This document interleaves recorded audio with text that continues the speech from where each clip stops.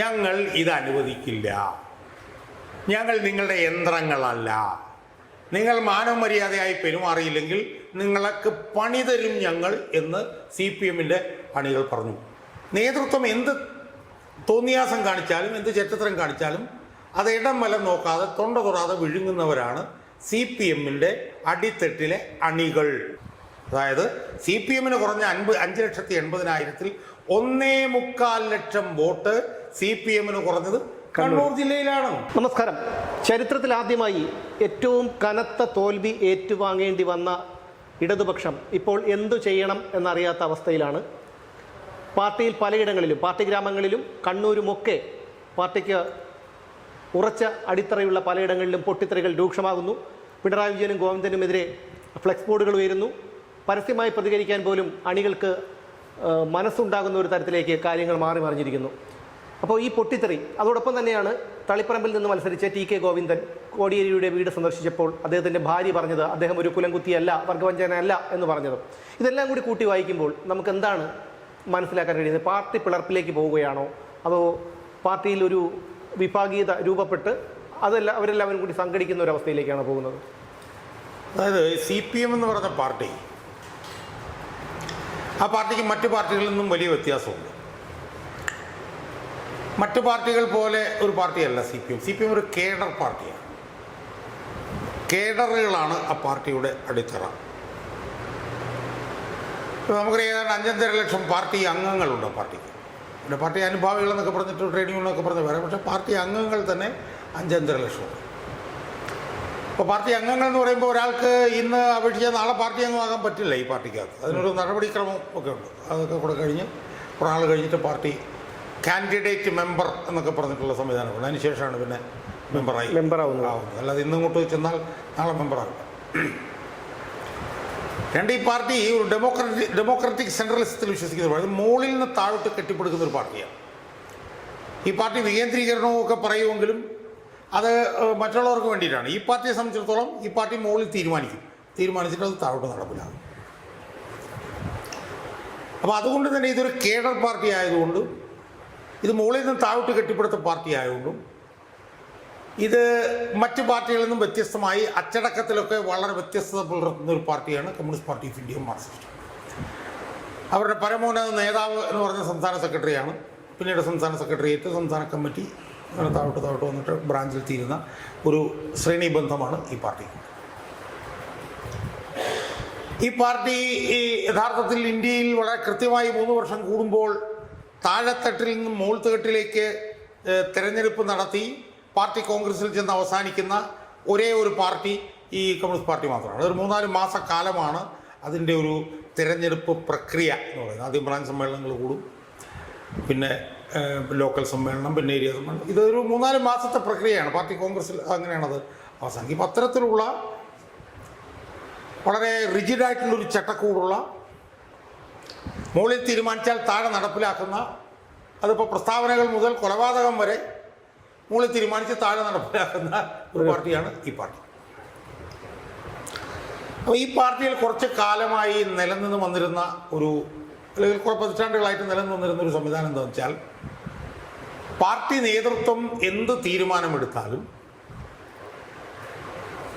Party നേതൃത്വം ഇപ്പോൾ അർദ്ധരാത്രിയാണെന്ന് പറഞ്ഞാലും അർദ്ധരാത്രിയാണ് ഇപ്പോൾ എന്ന് പറഞ്ഞ് പാർട്ടി അണികൾ പ്രമേയം പാസ്സാക്കും എന്നുള്ളൊരു രീതി, ഒരു ശൈലി, അതാണ് ഈ പാർട്ടിയിൽ കുറേ പതിറ്റാണ്ടുകളായി നിലനിന്ന് പോകുന്നത്. അതായത് പാർട്ടി നേതൃത്വം എന്ത് തീരുമാനം എടുത്താലും അത് ശരി തെറ്റ് നോക്കാതെ നടപ്പിലാക്കുന്ന അണികൾ. അത് അങ്ങനെയാണ് പാർട്ടി അണികളെ കുറേ പതിറ്റാണ്ടുകളായിട്ട് കണ്ടുകൊണ്ടിരുന്നത്. യന്ത്രങ്ങൾ. അതായത് ഞങ്ങൾക്കൊരു 30-30%, 35% വോട്ടുണ്ട്. അത് ഞങ്ങളുടെ ഒരു ഫിക്സഡ് ഡെപ്പോസിറ്റാണ്.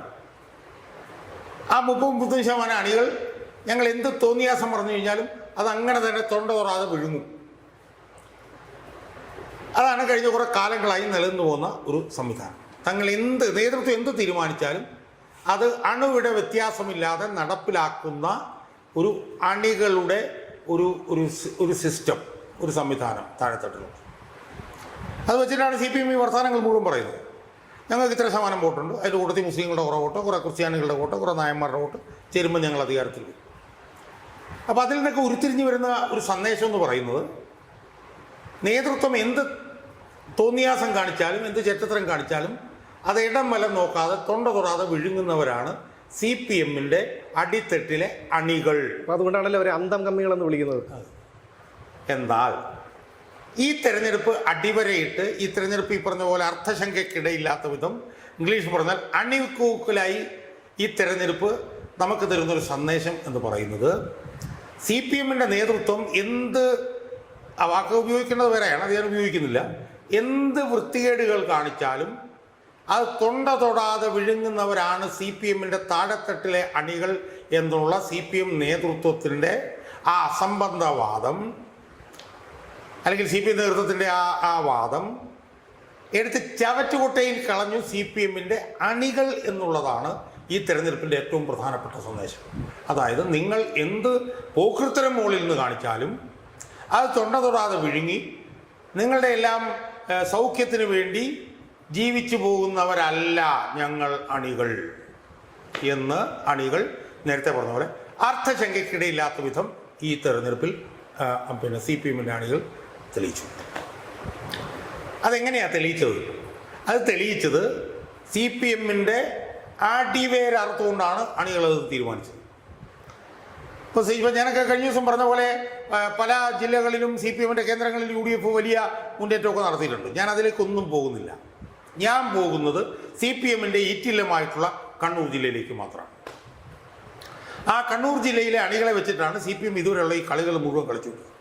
ആരെന്ത് പറഞ്ഞാലും ഞങ്ങൾ അവിടെ 50,000 വോട്ടിന്, ഇവിടെ 60,000 വോട്ടിന്, ഇവിടെ 40,000 വോട്ടിനൊക്കെ ഞങ്ങൾ ജയിക്കും, ഞങ്ങൾ എന്ത് തോന്നിയാസം കാണിച്ചാൽ അണികൾ ഞങ്ങൾക്ക് തരും എന്നുള്ള ആ ഒരു വാദം എടുത്ത് കീറി 4 അല്ല 12 അല്ല 24 കഷ്ണമായി കീറി ദൂരെ കളഞ്ഞു കേരളത്തിലെ അണികൾ. അതിനാണ് നമ്മൾ കണ്ണൂർ ജില്ല മാത്രമായിട്ട് ഇങ്ങനെ എടുക്കാൻ ഞാൻ പറയുന്നത്. അപ്പോൾ പയ്യന്നൂർ എന്ന് പറഞ്ഞ മണ്ഡലം, പയ്യന്നൂർ എന്ന് പറഞ്ഞ മണ്ഡലത്തിൽ 15 തെരഞ്ഞെടുപ്പുകളായി CPM ജയിച്ചുകൊണ്ടിരിക്കുന്നു. 15 തെരഞ്ഞെടുപ്പുകളായി. ഇതിനു മുമ്പ് CPM-നെതിരെ ആരോപണങ്ങളൊക്കെ ഉന്നയിച്ചിരുന്നുണ്ട്. പക്ഷേ ആരോപണങ്ങളൊക്കെ ഉന്നയിക്കുമെങ്കിലും തെരഞ്ഞെടുപ്പ് കഴിയുമ്പോൾ CPM തന്നെയാണ് അവിടെ ജയിക്കുക. 2021 തെരഞ്ഞെടുപ്പിൽ പയ്യന്നൂരിൽ ഏതാണ്ട് 1.25 ലക്ഷം വോട്ടാണ് അവിടുത്തെ ആ പയ്യന്നൂർ മണ്ഡലത്തിലുള്ളത്. അതിൽ 93,000 വോട്ടുകളും CPM-നാണ് പോൾ ചെയ്യപ്പെട്ടത്. 50,000 വോട്ടിൻ്റെ ഭൂരിപക്ഷത്തിനാണ് അവിടെ CPM 2021 ജയിച്ചത്. ആ ജയിച്ച MLA രക്തസാക്ഷി ഫണ്ട് തട്ടിച്ചവനാണ്, അവൻ കൊള്ളരുതാത്തവനാണ്. അതുകൊണ്ട് അയാളെ നിങ്ങൾ മത്സരിപ്പിച്ചാൽ അയാൾക്കെതിരെ ഞാൻ മത്സരിക്കും എന്ന് അവിടെ പാർട്ടി പുറത്താക്കിയ വി കുഞ്ഞികൃഷ്ണൻ പറഞ്ഞപ്പോൾ നമ്മളൊക്കെ തമാശയായിട്ടാണ് കരുതിയത്. അതിലൊക്കെ എന്താ അർത്ഥമുള്ളത്? CPM-നെ അവിടെ എന്തൊക്കെ പറഞ്ഞാലും എവിടെ തൊടാനാണ് പറ്റുന്നത്? കാരണം CPM എന്ത് തീരുമാനിക്കുന്നു അത് നടപ്പിലാക്കുന്നവരാണ് അണികൾ. തെരഞ്ഞെടുപ്പ് വന്നപ്പോഴത്തേക്ക് തെരഞ്ഞെടുപ്പിൻ്റെ ഇടയിൽ 100 കണക്കിന് ആളുകളെ പങ്കെടുപ്പിച്ചുകൊണ്ടുള്ള യോഗങ്ങളും അതും ഇതുമൊക്കെ CPM നടത്തി. പി കുഞ്ഞികൃഷ്ണനെ പുച്ഛിച്ച് TN മധുസൂദൻ പ്രസ്താവനകൾ ഇറക്കി. പി കുഞ്ഞികൃഷ്ണൻ്റെ തെരഞ്ഞെടുപ്പ് കമ്മിറ്റി ഓഫീസ് തന്നെ പൊളിച്ചു കളഞ്ഞു. എല്ലാം ചെയ്തു, എല്ലാ വൃത്തികേടുകളും കാണിച്ചു. ഇപ്പോഴൊക്കെ ഒരു വലിയൊരു അഹങ്കാരം അഹന്തയുണ്ട്. ഞങ്ങൾക്ക് 50,000 വോട്ടിൻ്റെ ഭൂരിപക്ഷം ഞങ്ങൾക്കുണ്ട്, ഞങ്ങൾ എന്ത് പുലിയാണ്. ആ 50,000 എന്നുള്ളത് ചിലപ്പോൾ 25,000 കുറയും, ഇത്രയല്ലേ ഉള്ളൂ, അതിനപ്പുറത്തൊന്നും സംഭവിക്കാനില്ലല്ലോ എന്ന് പറഞ്ഞു. പക്ഷേ CPM-ന്റെ അണികൾ പറഞ്ഞു, ഞങ്ങൾ ഇത് അനുവദിക്കില്ല, ഞങ്ങൾ നിങ്ങളുടെ യന്ത്രങ്ങളല്ല, നിങ്ങൾ മാനവമര്യാദയായി പെരുമാറിയില്ലെങ്കിൽ നിങ്ങൾക്ക് പണി തരും ഞങ്ങൾ എന്ന് CPM-ന്റെ അണികൾ പറഞ്ഞു. പറഞ്ഞിട്ട് CPM-ന്റെ അണികൾ എന്ത് ചെയ്തു? അവിടെ 50,000 വോട്ടിന് ജയിച്ച സ്ഥലത്ത് 50,000 കഴിയപ്പോൾ എത്ര 30,000 വോട്ട് തിരിച്ച് ആ മണ്ഡലത്തിൽ ചെയ്യുകയാണ്. ആർക്ക്? അതായത് ഈ കുഞ്ഞികൃഷ്ണൻ എന്ന് പറഞ്ഞവൻ ഒരു കുഞ്ഞികൃഷ്ണൻ എന്ന് പറഞ്ഞ ആളൊരു കള്ളനാണെന്നാണ് ഒരു ചെറുപ്പക്കാരൻ നേതാവ്, അവൻ്റെ പേര് സ്വരാജ് എന്ന് പറഞ്ഞവനാണ്, ഒരു വൃത്തികെട്ടവൻ. VS അച്യുതാനന്ദൻ ക്യാപിറ്റൽ അവനൊക്കെ ഇപ്പം ചെളിഞ്ഞു. അവിടെ ഒരു കള്ളൻ പറയുന്നതിനൊന്നും ഞങ്ങൾ മറുപടി പറയേണ്ടെന്നുള്ളൂ. കള്ളൻ ആരാണെന്ന്, കള്ളൻ സ്വരാജാണെന്ന് പയ്യന്നൂരിലെ വോട്ടർമാർ തെളിയിച്ചു. അപ്പം ഞാനിപ്പോൾ ഇന്നൊരു കണക്ക് നോക്കുക, പുതിയ കണക്ക് ഞാൻ എൻ്റെ വീഡിയോയിൽ ഞാൻ പറഞ്ഞു. 2021 അപേക്ഷിച്ച് 2026 CPM-ന് ഏതാണ്ട് 5,80,000 വോട്ടാണ് കുറഞ്ഞിരിക്കുന്നത്. ആ 5,80,000 വോട്ടിൽ ഞാൻ നോക്കുമ്പോൾ 30% വോട്ടുകളും കുറഞ്ഞത് കണ്ണൂർ ജില്ലയിലാണ്. അതായത് CPM-ന് കുറഞ്ഞ 5,80,000-ൽ 1.25 ലക്ഷം വോട്ട് CPM-ന് കുറഞ്ഞത് കണ്ണൂർ ജില്ലയിലാണ്. എന്ന് പറഞ്ഞാൽ CPM-ന് സംസ്ഥാനത്തൊട്ടാകെ കുറഞ്ഞ വോട്ടുകളിൽ 30% കണ്ണൂരിൽ കുറഞ്ഞു എന്ന് പറയുമ്പോൾ ഈ തെരഞ്ഞെടുപ്പിൽ ഏറ്റവും വലിയ സന്ദേശം അർത്ഥശങ്കയ്ക്കിടയില്ലാത്ത സന്ദേശം എന്ന് പറയുന്നത് CPM-ന്റെ അണികൾ ഞങ്ങൾ വെറും മരക്കഴുതകളല്ല, ഞങ്ങൾ വെറും ഉണ്ണാക്കന്മാരല്ല, ഞങ്ങൾ വെറും യന്ത്രങ്ങളല്ല എന്ന് കണ്ണൂർ ജില്ലയിലെ ജനങ്ങൾ തെളിയിച്ചു. ഇനിയിപ്പോൾ പയ്യന്നൂർ നമ്മൾ ധർമ്മടത്തേക്ക് വന്നേ, ആരാ അവിടെ മത്സരിച്ചത്? വിജയൻ. CPM-ന്റെ ഏറ്റവും വലിയ പരമോന്നത നേതാവ്, 3ാം തവണയും മുഖ്യമന്ത്രിയായി വരാൻ പോകുന്നവൻ, അവനെ എന്താ ചെയ്തത് ധർമ്മടത്തെ ജനങ്ങൾ? 50,123 വോട്ടായിരുന്നു 2021. ധർമ്മടത്തെ ഭൂരിപക്ഷം 60,000-70,000 ഒക്കെ ആവുമെന്നൊക്കെയാ പറഞ്ഞുകൊണ്ടിരുന്നത്. അവിടെ 19,047. അയാളെ എങ്ങനെയാണ് ഞാൻ പറഞ്ഞത്, അയാളെ ഈ ജയിപ്പിക്കുകയല്ല ചെയ്തത്, ശരിക്കും ചതച്ച് പിഴിയുകയാണ് ധർമ്മടത്തെ ജനങ്ങൾ ചെയ്തത്. ചതച്ച് പിഴിയുകയാണ് ചെയ്തത്. അവിടെ CPM-ന് അപ്രമാദിത്വമുള്ള പഞ്ചായത്തുകൾ, CPM-കാർ മാത്രം ജയിക്കുന്ന പഞ്ചായത്തുകളിൽ പോലും വിജയം പുറകിലായി. വിജയനെ 6 റൗണ്ടിൽ പുറകിൽ നിർത്തിയതിന് ശേഷമാണ് ധർമ്മടത്തെ അന്തസ്സുള്ള CPM-കാർ, നട്ടലുള്ള CPM-കാർ അവർ പിണറായി വിജയൻ ചെറിയൊരു കുഞ്ഞു വിജയം നേടി കൊടുത്തു. ഞാൻ കഴിഞ്ഞ ദിവസം പാണ്ഡ്യാല ഷാജിയുടെ ഒരു ഇത് കേൾക്കുന്നത്, പരനാറി പിണറായി വിജയൻ എന്ന് പാണ്ഡ്യാല ഷാജി എവിടെ ഇരുന്ന് പിണറായിൻ്റെ വീടിന് മുമ്പിൽ നിന്ന് പറയുകയാണ്. അപ്പം നമ്മളൊക്കെ എന്താ വിചാരിച്ചിരുന്നത്? നമ്മളൊക്കെ വിചാരിച്ചിരുന്നത് ധർമ്മടത്തെ ജനങ്ങളെന്ന് പറഞ്ഞാൽ വെറും ഊളന്മാരാണ് എന്ന് നമ്മൾ വിചാരിച്ചിരുന്നത്. പിണറായി വിജയൻ നിൽക്കാൻ പറഞ്ഞാൽ കിടന്നുരുളുന്നവരാണ് ധർമ്മടത്തെ ജനങ്ങൾ എന്ന് നമ്മൾ വിചാരിച്ചത്. അല്ല എന്ന് ധർമ്മടത്തെ ജനങ്ങൾ, ധർമ്മടത്തെ CPM-കാർ പിന്നെ ആയിരക്കണക്കിന് പേര് അവിടെ പാവപ്പെട്ട ചെറുപ്പക്കാരൻ അബ്ദുൾ റഷീദിന് വോട്ട് ചെയ്തില്ലേ? യഥാർത്ഥത്തിൽ എനിക്കിപ്പോൾ ഈ കോൺഗ്രസ്സുകാരോട് പറയാനുള്ളത്, അവരാ ചെറുക്കനെ അവഗണിച്ചില്ലായിരുന്നുവെങ്കിൽ, അവിടെ ചെന്നത് രമേശ് ചെന്നിത്തല മാത്രമാണെന്നാണ് അയാൾ പറഞ്ഞിരിക്കുന്നത്. ഈ ഷാഫി പറമ്പിൽ എന്ന് പറഞ്ഞൊരു പുത്തൻകൂട്ട് നേതാവുണ്ടല്ലോ, ഷാഫി പറമ്പിലിനെ കുറിച്ച് നമുക്ക് വേറൊരു വീഡിയോ ചെയ്യണം. അവനോട് പറഞ്ഞിട്ട് അയാൾ അവിടെ ചെന്നില്ല എന്നാണ് അതുൽ. അല്ല, എനിക്ക് തോന്നുന്നത്, ഞാൻ അതിനെ വേറൊരു രീതിയിലാണ് കാണുന്നത്. അതൊരിക്കലും അബ്ദുൾ റഷീദ് ജയിക്കരുത് എന്നൊരു ചിന്തയോടുകൂടിയല്ല അവരിവിടെ പോകാത്തത്. കാരണം പിണറായി വിജയനെ എങ്ങനെയെങ്കിലും തോറ്റതുപോലെയുള്ള ഒരു ഭൂരിപക്ഷം കൊടുത്ത് നിയമസഭയിൽ കൊണ്ടുവന്നൊരു മൂലയ്ക്ക് ഇരുത്താനുള്ള ഒരു, എന്നാലേ പകരം വീട്ടാൻ പറ്റില്ല. അതൊന്നും അങ്ങനെയൊന്നും അതിനോടൊന്നും യോജിക്കാൻ പറ്റില്ല. അതൊക്കെ നമുക്ക് കുറച്ച് വാദത്തിന് വേണ്ടി പറയാമെന്നുണ്ടെങ്കിലും അവരേറ്റവും ഹീനമായിട്ടുള്ളൊരു കാര്യമാണ് നടത്തിയത്. 59 മണ്ഡലങ്ങളിൽ ചെന്ന് റോഡ് ഷോ നടത്തി ഈ ഷാഫി പറമ്പിൽ. കണ്ണൂർ എവിടെയൊക്കെ ചെന്നു? പയ്യന്നൂർ ചെന്നു, തളിപ്പറമ്പിൽ ചെന്നു. പയ്യന്നൂരിലും തളിപ്പറമ്പിലൊന്നും കോൺഗ്രസ്സുകാരല്ല മത്സരിക്കുന്നത്. അതേസമയം ധർമ്മടത്ത് മത്സരിച്ചത് കോൺഗ്രസ്സുകാരനാണ്. അയാൾ ഇതിന് തൊട്ടു മുമ്പത്തെ തെരഞ്ഞെടുപ്പിൽ തളിപ്പറമ്പിൽ MP ഗോവിന്ദൻ്റെ ഭൂരിപക്ഷം പതിയായി കുറച്ചാളാണ്. കോൺഗ്രസിൽ ഏറ്റവും കൂടുതൽ തോൽപ്പിക്കേണ്ടത് പിണറായി വിജയനാണ്. ആ പിണറായി വിജയനെ തോൽപ്പിക്കാൻ സഹായം കൊടുക്കാൻ പറഞ്ഞിട്ട് പ്രതിപക്ഷ നേതാവും പോയില്ല, ഇവനും ഷാഫി പറമ്പിലും അവിടെ പോയില്ല നമ്മൾ മനസ്സിലാക്കുക. പക്ഷേ അവിടുത്തെ കമ്മ്യൂണിസ്റ്റുകാരുണ്ടല്ലോ, അവിടുത്തെ CPM-കാർ അവരൊരു അടി കൊടുത്തു മസ്തകത്തിന് പിണറായി. അങ്ങനെയാണ് 6 റൗണ്ട് ഇട്ട് വലിപ്പിച്ച് അവസാനം ഒരു 12,000 വോട്ടിൻ്റെ. യഥാർത്ഥത്തിൽ ഇത് തോൽവിയല്ലേ? യഥാർത്ഥത്തിൽ പിണറായി വിജയൻ തോറ്റിരിക്കുകയല്ലേ ധർമ്മടത്തത്? പിണറായി വിജയന് പിന്നെ ശരീരത്തിന് ഉളുപ്പില്ലാത്തതുകൊണ്ട് അയാൾ എന്ത് ചരിത്രത്തിനും കാണിക്കും. അന്തസ്സും ആത്മാഭിമാനം ഉള്ളവനായിരുന്നെങ്കിൽ അവിടെ രാജിവൊക്കെ ഉണ്ടായിരുന്നു. 50,000 വോട്ട് ജയിച്ച ആളാ, മുഖ്യമന്ത്രിയായി നിൽക്കാൻ പോയ ആളാ. അയാൾ 12,000 വോട്ട് ചോദിച്ചു, എനിക്ക് നാണക്കേടാണ്, ഞാൻ രാജു. പക്ഷേ അയാൾക്ക് നാണമില്ലാത്തതുകൊണ്ട് അയാൾ രാജിവെക്കില്ല. ആ ധർമ്മടത്തത് മട്ടന്നൂരിൽ എന്ത് ചെയ്തു?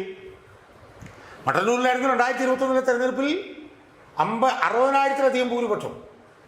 അവിടെ ചതഞ്ഞല്ലേ 10,000-ലാണ് വോട്ടിൻ്റെ ഭൂരിപക്ഷത്തിന് അവിടെ ജയിച്ചത്. തളിപ്പറമ്പിൽ എന്താ സംഭവിച്ചത്? സംസ്ഥാന സെക്രട്ടറിയുടെ പല്ലല്ലേ കൊഴിച്ചത് അവിടുത്തെ CPM-കാരൻ.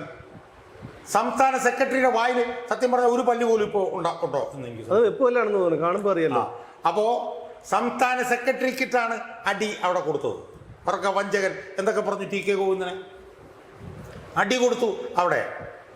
ആ TK ഗോവിന്ദൻ നിന്ന് കോടിയേരി ബാലകൃഷ്ണൻ്റെ വീട്ടിൽ ചെല്ലുമ്പോൾ കോടിയേരി ബാലകൃഷ്ണൻ്റെ ഭാര്യ പറയുന്നു, TK ഗോവിന്ദനെ വർഗവഞ്ചകൻ എന്ന് ഞാൻ വിളിക്കില്ല എന്ന്.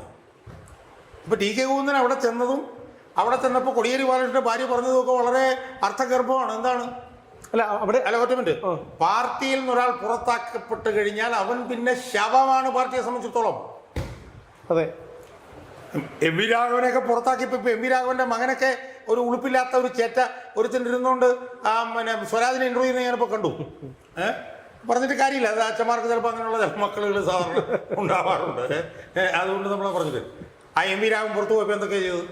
MP രാഘവന്റെ കൂടെ പാർട്ടി വിട്ടവരുടെ കുളത്തിൽ കൊണ്ട് വേഷം കലക്കൽ വരെ ചെയ്തിട്ടുണ്ട്. അതെ. അപ്പം സി പി എമ്മിനെ സംബന്ധിച്ചിടത്തോളം സി പി എമ്മിൽ നിന്ന് പോകുന്ന വർഗ്ഗവഞ്ചകനാണ്.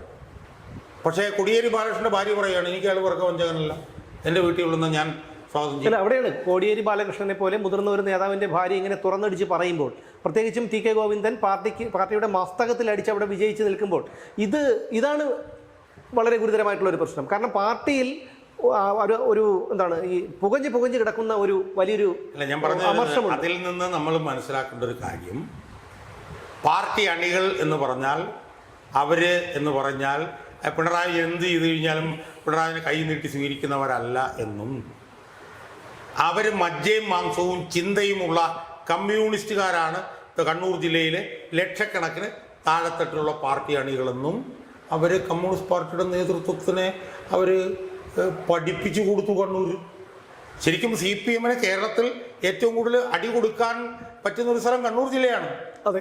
ആ കണ്ണൂർ ജില്ലയിൽ നിങ്ങൾ അപ്രമാദികളല്ല, നിങ്ങൾ എന്ത് കാണിച്ചാലും നിങ്ങളുടെ പിന്തുണ ഞങ്ങൾക്കുണ്ടാവും എന്ന് പറഞ്ഞാൽ നമ്മളൊക്കെ ഒന്ന് ആലോചിച്ചപ്പോൾ കുഞ്ഞികൃഷ്ണയൊക്കെ അവിടെ വിജയിപ്പിച്ചു എന്ന് പറയുമ്പോൾ, കുഞ്ഞികൃഷ്ണൻ അവിടെ വിജയിക്കുന്ന സമയത്ത് ആ സമയത്ത് തന്നെ അവിടുത്തെ പാർട്ടിയുടെ ജില്ലാ നേതൃത്വം ഒന്നടങ്കം രാജിവെച്ച് പോകണ്ടേ?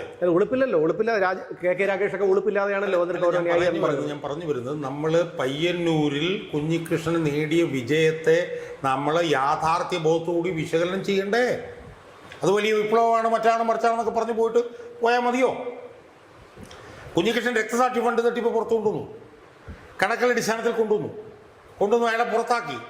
ETI മധുസൂദനൻ നടത്തിയിട്ടുള്ള വൃത്തികേടുകൾ എന്താണെന്നുള്ളത് ബ്ലാക്ക് ആൻഡ് വൈറ്റിൽ അയാൾ പുറത്തു കൊണ്ടുവന്നിട്ട് അയാൾ പറഞ്ഞു, ഈ തട്ടിപ്പ് നടത്തിയവനെ അവിടെ മത്സരിപ്പിച്ചാൽ ഞാനെതിരായി മത്സരിക്കുന്നു. ഈ പാർട്ടി മത്സരിപ്പിക്കാതിരിക്കണ്ടേ? പാർട്ടി എന്ന് പറഞ്ഞില്ല, ഞങ്ങളവനെ കൊണ്ട് മത്സരിപ്പിക്കും, ഞങ്ങൾ രക്തസാക്ഷി ഫണ്ട് തട്ടിപ്പിച്ചവനെ തന്നെ ഞങ്ങൾ മത്സരിപ്പിക്കും, വിജയിപ്പിക്കും എന്ന് പറഞ്ഞപ്പോൾ അവിടുത്തെ പാർട്ടി അണികൾ തന്നെ പറഞ്ഞു, അത് നടക്കില്ല, അത് ഞങ്ങൾ സമ്മതിക്കില്ല. അപ്പോൾ കേരളത്തിലെ പാർട്ടിയിലിപ്പം നടന്നുകൊണ്ടിരിക്കുന്ന സംഭവങ്ങളെന്ന് പറയുന്നത്, ഈ പാർട്ടി ഒരു കാരണവശാലും രക്ഷപ്പെടാനുള്ള സാധ്യതയില്ല എന്ന് കാണിക്കുന്ന സംഭവങ്ങളാണ്. എന്താ കാരണം? ഈ പാർട്ടിയുടെ ദേശീയ സെക്രട്ടറി ഒരുത്തൻ, ഞാൻ വേറെ വീഡിയോ ചെയ്യുന്നുള്ളൂ, ഞാൻ കൂടുതലൊന്നും പറയുന്നില്ല, അയാൾ ഈ പാർട്ടിയുടെ സംസ്ഥാന സെക്രട്ടറി ഗോവിന്ദൻ, ഈ പാർട്ടിയുടെ കണ്ണൂർ ജില്ലാ സെക്രട്ടറി രാജേഷ്, അവരൊക്കെ തന്നെ ഇരുന്നിപ്പോൾ വലിയ വായിൽ ഇപ്പോഴും വലിയ കാര്യങ്ങൾ സംസാരിച്ചുകൊണ്ടിരിക്കുകയാണ്. അവർക്കതൊക്കെ പറയാനുള്ള എന്തെങ്കിലും യോഗ്യതയുണ്ടോ? നമ്മളത് ആലോചിച്ച് നോക്ക്. അല്ല, വീണ്ടും പിണറായി വിജയൻ തന്നെ പ്രതിപക്ഷ സ്ഥാനത്ത് തുടരണമെന്നാണ് പറയുന്നത്, നയിക്കാൻ പാർട്ടിയെ നയിക്കാൻ. അതിലേക്ക് വരാം. ഞാൻ പറഞ്ഞത് 2001 ശേഷം UDF നേടിയ ഏറ്റവും വലിയ വിജയമല്ലേ? UDFന് ഈ തെരഞ്ഞെടുപ്പിൽ കൂടി എത്ര ലക്ഷം വോട്ടാണെന്നറിയോ? കേട്ടാൽ നമ്മൾ ഞെട്ടിപ്പോയി. 16 ലക്ഷം വോട്ടാണ് 2021 അപേക്ഷിച്ച് UDFന് കൂടിയത്. കോൺഗ്രസിന് എത്ര വോട്ടാണ് കൂടിയെന്നറിയോ? 10 ലക്ഷത്തോളം വോട്ടുകളാണ് കോൺഗ്രസിന് കൂടിയത്. കൂടുമ്പോൾ CPMൻ്റെ വോട്ട് 6 ലക്ഷം കുറയുക ചെയ്യുന്നു. ഞാൻ ചോദിക്കുന്നത്, ഞങ്ങളിതെല്ലാം വളരെ സൂക്ഷ്മമായി പരിശോധിക്കും. ഇവനൊക്കെ ഉളുപ്പെന്ന് പറഞ്ഞവൻ്റെയൊക്കെ ഇവനൊക്കെ കാണിച്ച വാക്ക് പറയാൻ പാടില്ല, അതുകൊണ്ടല്ലേ ഈ തോറ്റത്. ഇവനൊക്കെ സമസ്താപരാധം ജനങ്ങളോട്, ഞങ്ങളെടുത്ത തീരുമാനങ്ങളെല്ലാം തെറ്റിപ്പോയി, ഞങ്ങൾ തോറ്റു, അതുകൊണ്ട് ഞങ്ങൾ ഈ നേതൃത്വം അടപടലം മാറുകയാണ് എന്നല്ലേ പറയേണ്ടത്. യഥാർത്ഥം ദേശീയ സെക്രട്ടറി ഉൾപ്പെടെ രാജിവെക്കണ്ടല്ലേ? അയാൾ എവിടെ നിന്നുണ്ട് എന്തോ ഗുണമെന്ന് എന്തൊക്കെ ചെയ്യുന്നു. എനിക്കത് കംപ്ലീറ്റ് കാണാനുള്ളൊരു ക്ഷമയില്ലായിരുന്നുകൊണ്ട് ഞാൻ കണ്ടില്ല. അയാൾ പറയുകയാണ്, പാർട്ടിയിൽ നിന്ന് പുറത്തു പോയവർ സീറ്റിന് വേണ്ടിയല്ലേ പോയത്. പാർട്ടിയിൽ നിന്ന് പുറത്തു പോയവൻ പാർട്ടിയുടെ തെറ്റായിട്ടുള്ള നയസമീപനങ്ങളുടെ അടിസ്ഥാനത്തിലാണ് പുറത്തു പോയത് എന്ന് കണ്ടുകൊണ്ട് അവരെ തോപ്പിച്ചിരിക്കുകയാണ് ജനം. എന്നിട്ടും ഈ പ്രാന്ത് പിടിച്ചവൻ അവിടെ വന്നിരുന്നിട്ട് പറയുകയാണ്, സീറ്റിലറിഞ്ഞിട്ടല്ലേ പോയത്. സീറ്റിലറിഞ്ഞിട്ട് പോയവൻ അങ്ങനെ 30,000 വോട്ട് ജയിക്കും. ഇവരുടെ ഈ ചിന്താശേഷിയാണ് നമുക്ക് അല്പം തോന്നുന്നു. അപ്പൊ അതുകൊണ്ട് ഞാൻ പറയുന്നത്, ഇപ്പോഴും പറയുകയാണ്, ആ സ്വരാജ് എന്ന് പറഞ്ഞവനിങ്ങനെ മലനിരുന്നിട്ട് പറയുകയാണ്, നിങ്ങൾ ഒരുപാട് വികസന പ്രവർത്തനങ്ങളൊക്കെ നടത്തി, ആ വികസന പ്രവർത്തനങ്ങളൊക്കെ നടത്തിക്കൊണ്ട് ജനം വിജയിക്കും എന്ന് ഞങ്ങൾ ചിന്തിച്ചു. വികസന പ്രവർത്തനം മാത്രം നടത്തലാണോ? അതാണ് MG രാധാകൃഷ്ണൻ എന്ന് പറഞ്ഞവൻ പറഞ്ഞത്. MG രാധാകൃഷ്ണൻ പറഞ്ഞ മാധ്യമപ്രവർത്തനം പറഞ്ഞെന്താ? വികസന പ്രവർത്തനം നടത്തിയത് എന്നാണ് വോട്ടെങ്കിൽ ഇന്ദിരാഗാന്ധി SRCP ആയിരുന്നു ജയിക്കേണ്ടത്. CPM ഭരിക്കുമ്പോൾ CPM വേറെ പലതും പ്രതീക്ഷിക്കും. വികസനം നടത്താനാണല്ലോ അവരെ കൊണ്ടുവന്നത്. അത് മാത്രമല്ല, പ്രതിഭ പറഞ്ഞു കേട്ടോ, പ്രതിഭ G സുധാകരനെ അയാളെന്നൊക്കെ വിളിച്ചാണ് സംബോധന ചെയ്തതെന്ന് മാത്രമല്ല, പിണറായി സർക്കാർ സുഗന്ധമാണ് പുറത്തേക്ക് വിട്ടത്, പക്ഷേ ജനങ്ങൾക്കത് ദുർഗന്ധമായി തോന്നിയെന്ന് ഇപ്പോഴും തെറ്റ് തിരുത്താൻ. അതുകൊണ്ടാണ് ഞാൻ ഇവര് തെറ്റ് തിരുത്തില്ല. ഇവർക്ക് ബംഗാളിൽ എന്താണ് നടന്നത്, ത്രിപുരയിൽ എന്താണ് നടന്നത് എന്ന് ബോധ്യപ്പെട്ടിട്ടില്ല. ഇവർക്ക് എന്തെങ്കിലും ഒരു ഒരു ഒരു ഒരു ഒരു ഈ പറഞ്ഞതുപോലെ ഒരു ബോധമുണ്ടായിരുന്നെങ്കിൽ പിണറായി വിജയൻ മാറി നിൽക്കേ. അവിടെ പിണറായി വിജയൻ എന്തിന് പ്രതിപക്ഷ നേതാവാകണം? മാറി നിൽക്കേ. എം പി ഗോവിന്ദൻ ജനങ്ങളുടെ മുമ്പിൽ എന്നിട്ട് കൈ തൊഴിലിട്ട് പറയണം, എനിക്ക് അബദ്ധം പറ്റിപ്പോയി, ഞാൻ രാജിവെച്ച് പോവുകയാണ് എന്ന് പറയണം. അതുകൊണ്ട് ഞാൻ പറഞ്ഞേക്കാം, ഈ പാർട്ടിയും ബംഗാളിൻ്റെയും ത്രിപുരയുടെയും പുറകെ പോകുന്നുള്ള കാര്യത്തിൽ ഒരു തർക്കവുമില്ല. ഞാൻ ബംഗാളിൻ്റെ കാര്യം എടുത്ത് ഞാൻ വിശദമായിട്ട് ഞാൻ പറയട്ടെ. 5 വർഷം അവിടെ അധികാരത്തിലിരുന്നത്. ആ 5 വർഷവും 50% കൂടുതൽ സീറ്റിലാണ് അവിടെ അധികാരത്തിലിരുന്നത്. അവിടെ 294 അംഗ നിയമസഭയിൽ 200-ലധികം സീറ്റുകൾ നേടിപ്പോലും അവിടെ അധികാരത്തിൽ വന്നിട്ടുണ്ട്. അവിടെ ഏറ്റവും വിപ്ലവകരമായിട്ടുള്ള നയങ്ങൾ അവിടെ ഭൂപരിഷ്കരണം, വികേന്ദ്രീകരണം ഇതൊക്കെ അവിടെ നടത്തിയിട്ടുണ്ട്. അവിടെ 2011 പോയിട്ട് ഈ 2026 തെരഞ്ഞെടുപ്പിൽ പോലും ആന മൊത്തയാണ്. കിട്ടിയോ? ആ, അപ്പോൾ 5 തവണ ഭരിച്ചവന്മാർക്ക് ഇപ്പോൾ ഒരു സീറ്റ് അവിടെ കിട്ടിയിട്ടുണ്ട്. കഴിഞ്ഞ തവണ ഒന്നുമില്ലായിരുന്നു. 2021 ഒന്നുമില്ലായിരുന്നു. ത്രിപുരയിൽ ഇല്ല. മനസ്സിലായി? അപ്പം അവിടെ തെറ്റ് തിരുത്തിയിരുന്നെങ്കിൽ അവിടെ തിരിച്ചു വന്നില്ലെങ്കിലും ഒരു 5-10 സീറ്റെങ്കിലും അവിടെ കിട്ടിയാണ്. തെറ്റ് തിരുത്തലൊന്നും ഇപ്പോഴും അവിടെ ഇല്ല. അതുകൊണ്ടാണ് തിരിച്ചു വരുന്നത്. അതുകൊണ്ട് ഇവിടെ ഇത് യുവന്മാരുടെ പ്രതികരണത്തിൽ നമുക്ക് മനസ്സിലാക്കാൻ കഴിയുന്ന കാര്യം ഇത് ഏതാണ്ട് തീർന്നു എന്നുള്ളതാണ്. ഇനി ഇതങ്ങോട്ട് തമ്മിലടി അങ്ങോട്ട് ആരംഭിക്കും. ഈ തമ്മിലടി അതിൻ്റെ മൂർധന്യാവസ്ഥയിലെത്തും. മൂർധന്യാവസ്ഥയിലെത്തുമ്പോൾ ഇത് അടപടലം എന്ന് പോകും. എന്താണ് ഈ തെരഞ്ഞെടുപ്പിൻ്റെ ഏറ്റവും പ്രധാനപ്പെട്ട പ്രത്യേകത? പല തെരഞ്ഞെടുപ്പുകളിലും CPM തോറ്റിട്ടുണ്ട്, CPM-നെതിരെ വിമർശനം വന്നിട്ടുണ്ട്. പക്ഷേ ഇവിടെ ഒരു പ്രത്യേകത എന്താ? 3 പേർ വിജയിച്ചു വന്നിരിക്കുന്നു നിയമസഭയിലേക്ക്. അവർ നാളെ പാർട്ടി ഉണ്ടാക്കുമോ എന്താവുമെന്ന് എനിക്കറിയത്തില്ല. പക്ഷേ ഒരു ബദൽ കമ്മ്യൂണിസ്റ്റ് രാഷ്ട്രീയത്തിൻ്റെ 3 പ്രതിനിധികൾ വന്നിരിക്കുന്നു. ബംഗാളിൽ ഇല്ലാത്തൊരു കാര്യം. അതെ.